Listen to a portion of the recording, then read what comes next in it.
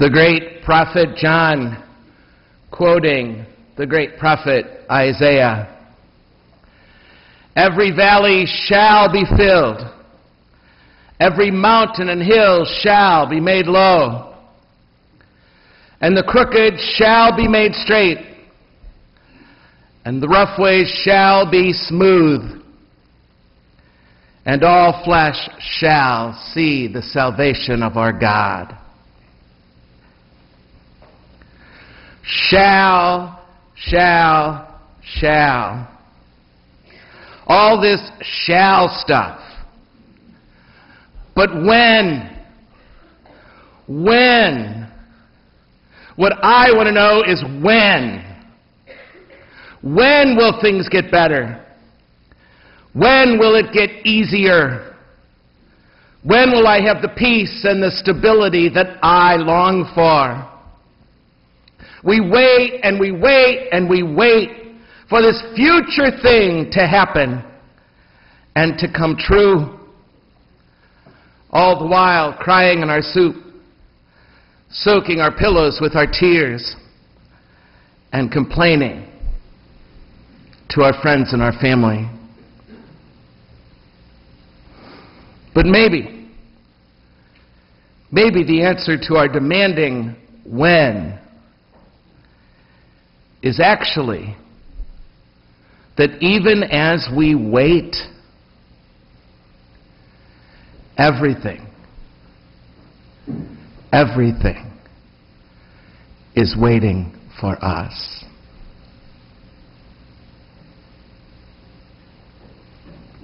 Waiting for us. I am waiting for something to happen, something to make me happy, something to give me peace, something to comfort me, something to tell me I'm okay.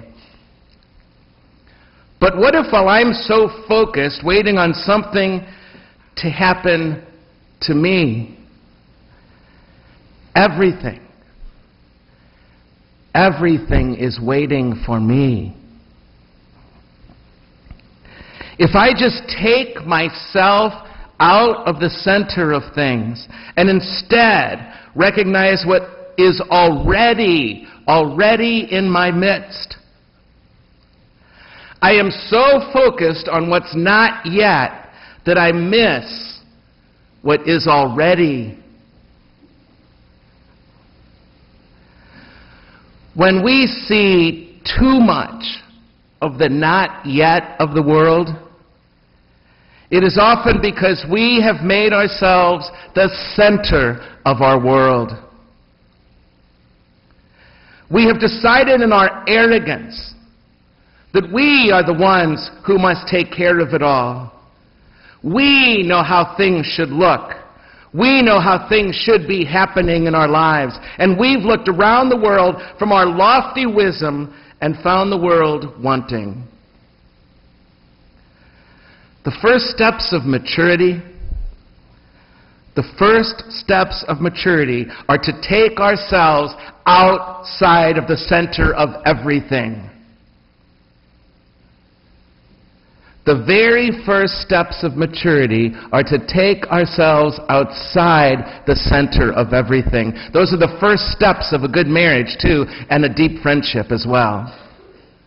To take ourselves outside the center of everything and acknowledge that there's something other than myself in this universe. That other people aren't here to make me happy. They might, as a matter of fact, have other things they should be up to in life. And to begin to put everything and everyone else in the center. Only then will we begin to see, and to see things, and more to things. We will be seeing things and seeing through things and into things. And then, when we begin to see things and through things and into things, then transformation happens.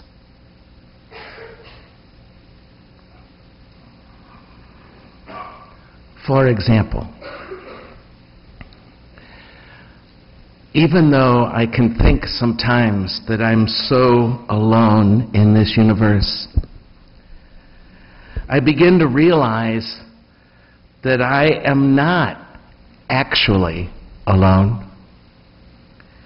And even to indulge the idea that I am can be kind of a willful deceit, creating an identity that is totally self-created, so that everything ends up disappointing me, except me, of course. There are some people, you meet them and you just know you're going to disappoint them. Sometimes I just want to get it over with and say, excuse me, I'm about to disappoint you. It's like they have a nose for disappointment, They were disappointed once in life, I suspect, and now look for it again and again to corroborate that earlier experience. I know of someone who says at her worst, when God closes one door, He shuts another. And then He slams your fingers in it. The illusion is that we have to do it all by ourselves, that we have to do it ourselves. To prepare for Christmas is to prepare to put everything else in the middle and see things from there. It's to prepare to recognize and receive the truth that everything is waiting for you. And I'll begin to know that when I do take myself out of the center of my life.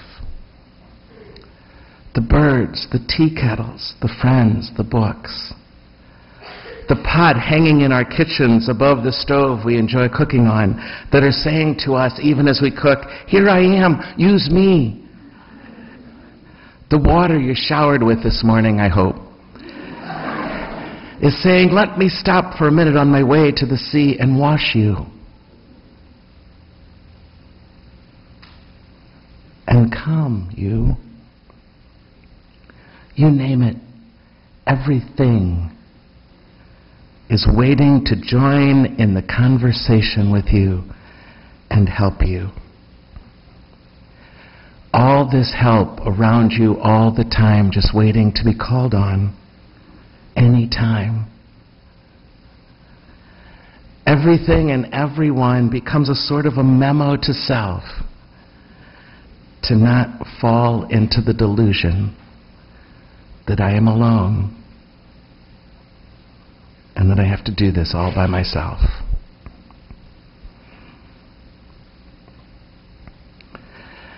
A favorite poet of mine, his name is David Whyte, issued an invitation of sorts through one of his poems. And I'd like to share it with you now.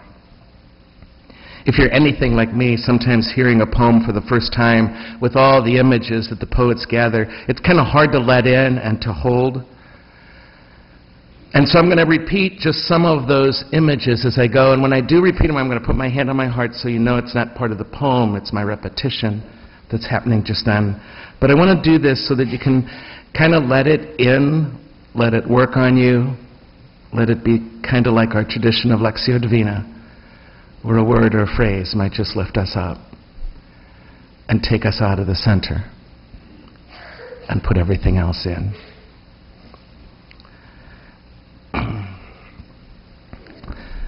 It's called Everything is Waiting for You. Your great mistake is to act the drama as if you were alone. As if life were a progressive and cunning crime with no witness to the tiny, hidden transgressions. To feel abandoned is to deny the intimacy of your surroundings. To feel abandoned is to deny the intimacy of your surroundings. Surely, even you at times have felt the grand array, the swelling presence, the chorus crowding out your solo voice. The chorus crowding out your solo voice. You must note the way the soap dish enables you, or the window latch grants you freedom. Alertness is the hidden discipline of familiarity. Alertness is the hidden discipline of familiarity. The stairs are your mentor of things to come, and the doors have always been there to frighten you and invite you, and the tiny speaker in your phone is your dream ladder to divinity. Your dream ladder to divinity. Put down the weight of your aloneness. Put down the weight of your aloneness and ease into the conversation. The kettle is singing even as it pours you a drink. The cooking pots have left their arrogant aloofness and seen the good in you at last. All the birds and creatures of the world are unutterably themselves. Everything is waiting for you. Everything. Everything. Everything is waiting for you.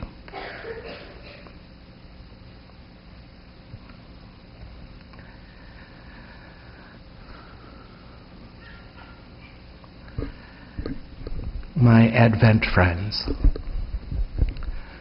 the waiting is not just our own. It is all creation. Everything is waiting for you. For you. And the answer to our demanding when is as soon as we let go of our drama and our cunning deceit.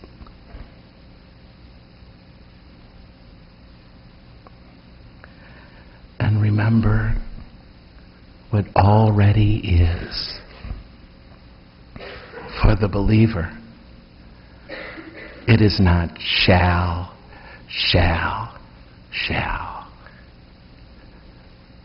but is.